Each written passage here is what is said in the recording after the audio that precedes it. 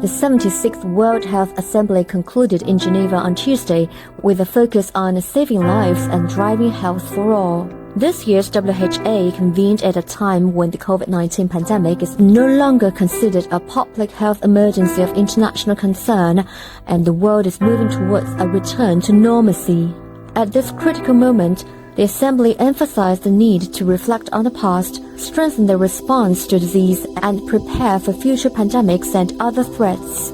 During the past 3-year challenging period, countries, including China, have made concerted efforts to address this unprecedented global health crisis.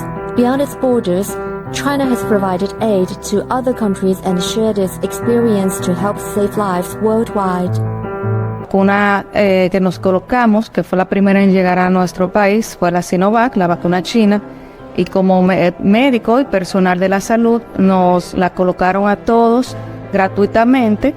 Igual mi familia todas se la colocaron y esto nos ayudó y nos favoreció bastante en lo que es la disminución del contagio y la propagación del COVID, del virus, en ese momento.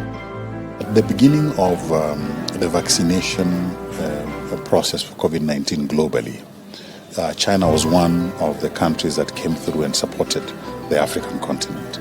They not only donated vaccines, but also have gone into partnership with quite a number of our countries, including Egypt, Algeria, and Morocco, to manufacture COVID-19 vaccines.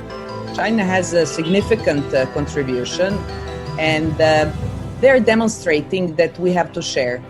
In case of these big disasters that we're facing, this human touch and this share of technology knowledge, technology transfer is crucial. A crisis of this kind can happen anywhere. We must all work together to build a community of shared future for the entire humanity, especially in times of crisis.